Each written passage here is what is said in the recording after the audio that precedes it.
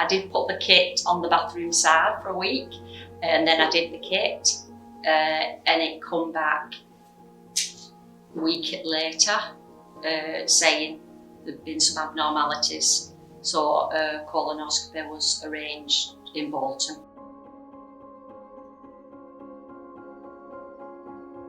No symptoms whatsoever.